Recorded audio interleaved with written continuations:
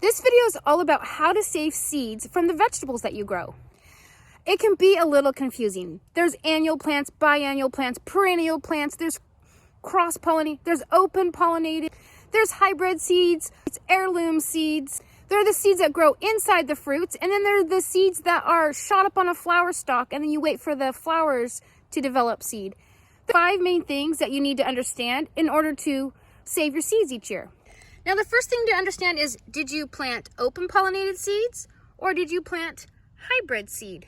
Generally, that information is found on the seed packet.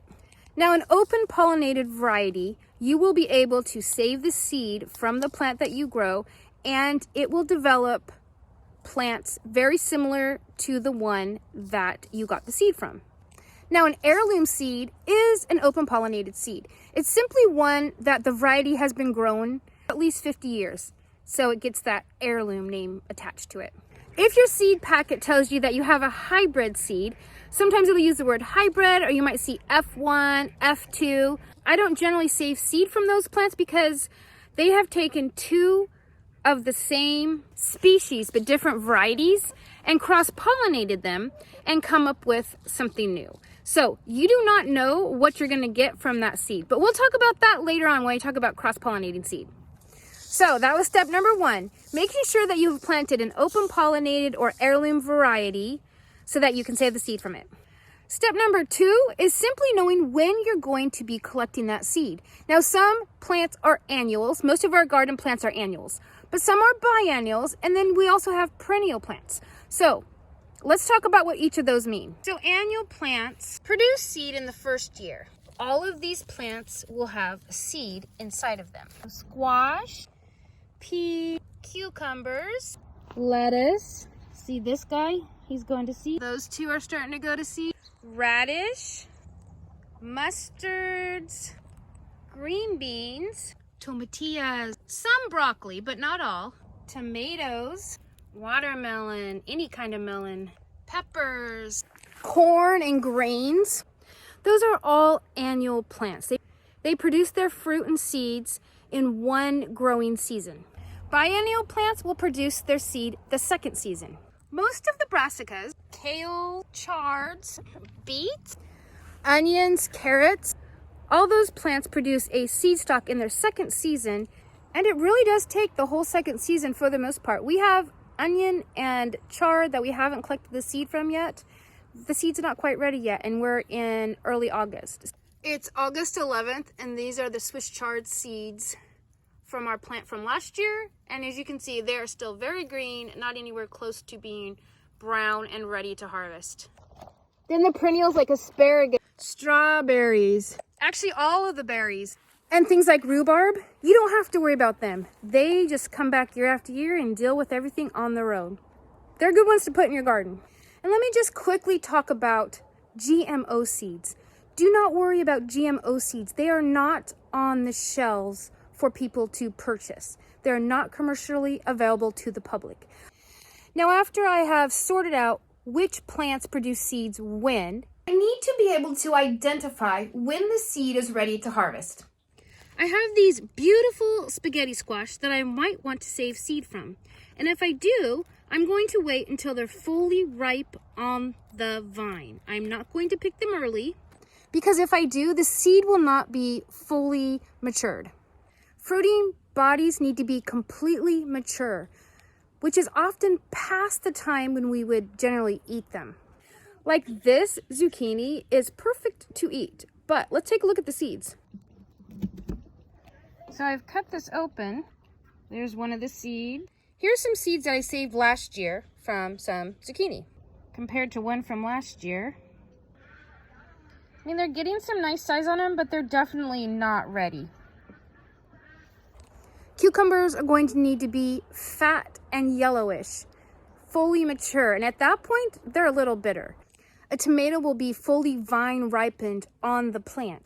You won't be picking your sweet corn at the nice sweet stage. You'll let it fully ripen on the cob. You're going to want to let your peas and beans fully ripen and dry out in the pod on the vine. The radishes and bok choy and broccoli that go to flower like this, you'll be waiting for seed pods that fully ripen on the plant. Once you understand when the seeds are fully ripened and ready to harvest, you need to know how to harvest them. So harvesting the seeds from the plants like this is simple. You just take the pod and inside you'll find the seed. Just like that. I just pop these into a paper towel. Some people use little envelopes, some people use baggies, jars, whatever.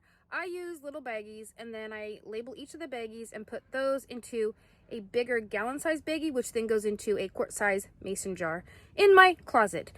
You want to keep them cool, dark, and dry.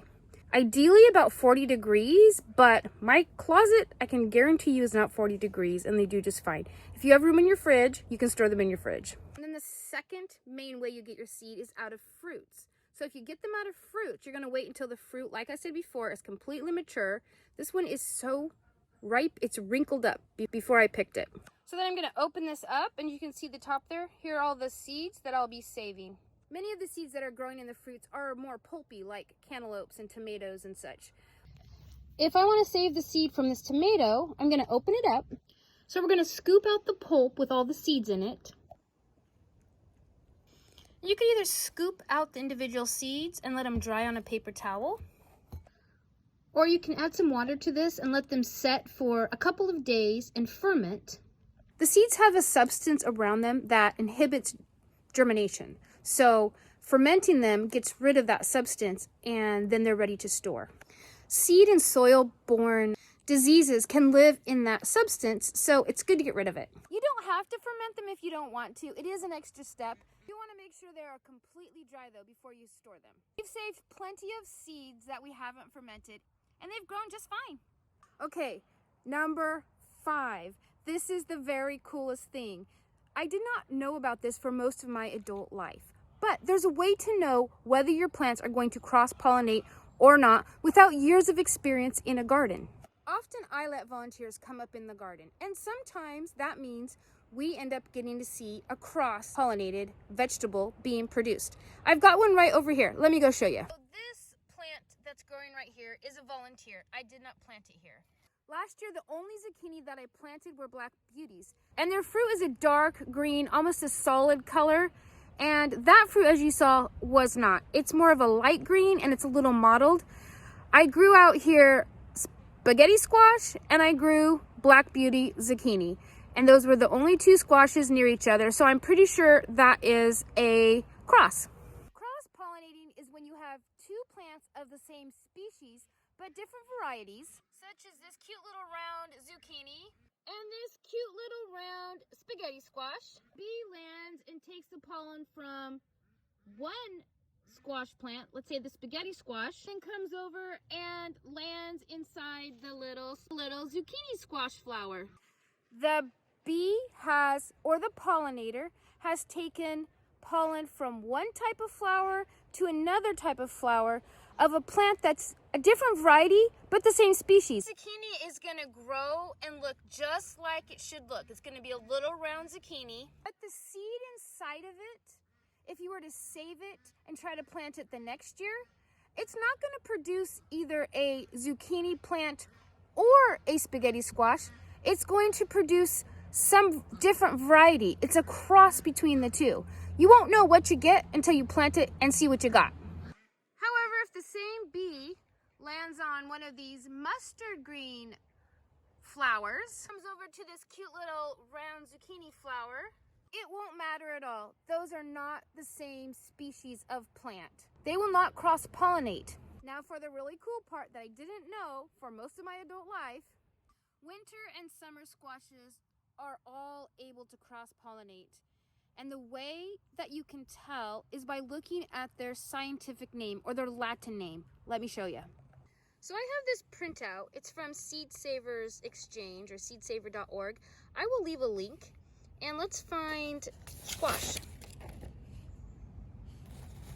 Right here it shows squash, summer and winter squash, and their Latin name. And when I look through my list, the only other plant on here are gourds. They have the exact same Latin name. So gourds and summer and winter squash can cross-pollinate. Let's look at another one. Let's look at the brassica family.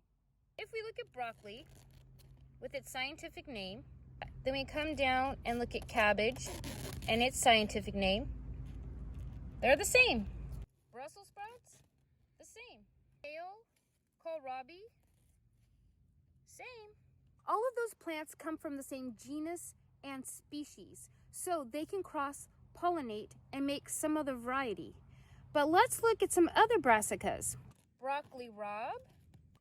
Broccoli rob does not share the same scientific name as regular broccoli, but it shares it with Japanese greens, Chinese cabbage, and turnips. All of those plants can cross-pollinate. Pollen can be taken from pollinators or the wind. So how are we going to save seeds if we have these pollinators jumping from flower to flower and possibly mixing up all of our vegetable varieties? We need to understand how the plants are pollinated. Then it'll be a lot easier to make a plan so that we can save the seeds. Some seeds are self-pollinating. They're the easy ones. That means they have both the male and the female parts inside each individual flower. They do not need a pollinator to take their pollen from one flower to the other because they manage it all on their own. Just like these peas, all the legume family are self-pollinating plants. Tomatoes, peppers, tomatillas, eggplant, peanuts, lettuce, all self-pollinating. They don't actually require the wind or a pollinator to come and transfer the pollen from flower to flower. But since a pollinator could jump from flower to flower, it's best between each variety to space them like 10 to 20 feet, 3 to 6 meters, just to be on the safe side. Putting a sugar snap variety along this fence, and then just right over in the back there, I have another variety of sugar snap. That short distance is plenty to ensure we're getting the seed that we really want to get. Pollinated species such as this squash need a different game plan for saving their seed. If you have the space, you can just distance each variety farther apart. But the recommendation is 800 feet to a half mile, or 244 meters to 805 meters apart. For most backyard gardeners, that's not feasible. Would make a physical barrier. I'm in a hoop house, and if I had both ends down like this end, then pollinators could not get in and the wind would not be blowing through. But that means I would have to physically hand pollinate them myself or introduce pollinators that just live in this area. That'd be a little tricky. Another thing I could do would be to build a frame and cover it with some sort of like a remay or a mosquito netting so that the pollinators cannot get in there. In which case I'd also have to hand pollinate, or I could take the cover off every other day as long as I had made other barriers for similar species of plants. The best thing in this situation would be to make one net covered cage for each species that you want to save seed from. Then take turns taking off a cover so pollinators have access. You will get plenty of pollination that way. So I can make a little narrow cage that I encased in mosquito netting, because this is a specific variety of mustard.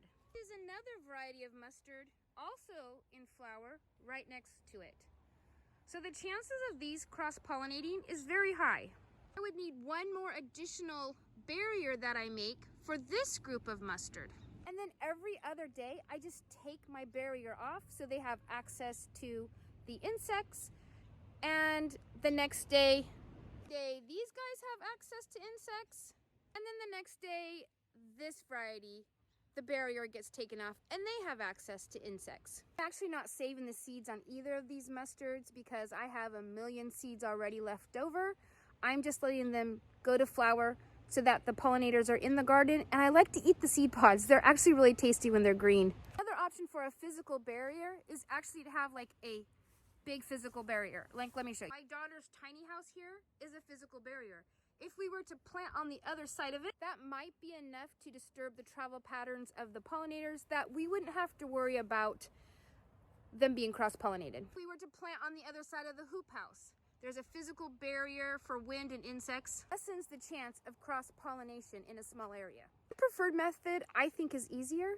Only works on flowers that are not quite open yet. So these haven't opened yet, whereas these have started to open. Simply take a lightweight fabric or mosquito netting and you tie it around your bunch of flowers. Just watch carefully for those flowers to open and you can hand pollinate them. If you don't know how to hand pollinate, I will go ahead and leave a video that I did in the description below. If I wanted to save the seed from this squash, I could tie a lightweight fabric or mosquito netting around this entire thing, since this flower has not opened yet. And then once it does open, I could then hand pollinate it.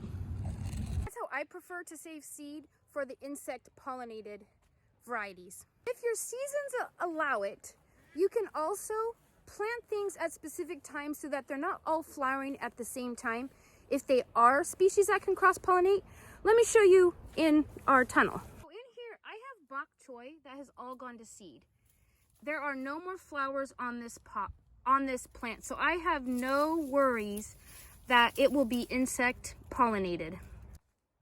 All of my other bok choy are way over here, and I had no intention of saving seed from them. And the ones that are left are currently in flower, so there's no chance of them pollinating because the flowers are gone. They've already formed their seeds. Those bok choy were planted at least a month earlier than the ones we have out in this garden. There's also plant varieties that are mostly pollinated by the wind, like corn and then beets and chard. Beets and chard are related. And your different variety of corn can all cross-pollinate. And the recommended distance for those plants are 800 feet to 1 mile or 144 meters to 1.4 kilometers. Quite the distance. Best bet is to grow one variety and save the seed for it, and then grow another variety and save the seed for it.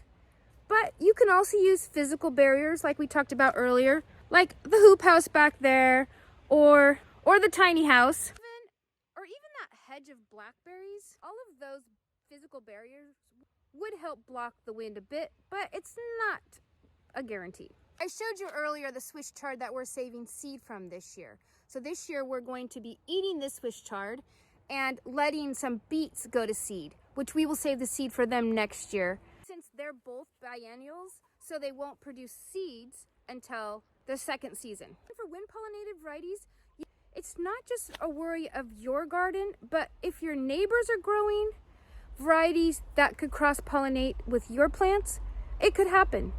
So you have to kind of be careful with those if you want to get a true seed. One thing many communities have are garden groups where people grow certain things. Like I could save all the Swiss chard seeds for everybody in my garden group, and somebody else this year could save all the beet seeds for everybody in the garden groups, and then we can just share.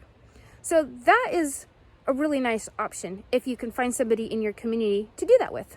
Or even in your neighborhood. Saved seed acclimates to your specific microclimate. So I highly encourage all of you to try to save at least one variety of seed each year until you have mastered the art of saving seed. That's all I've got for today. So until next time, see ya.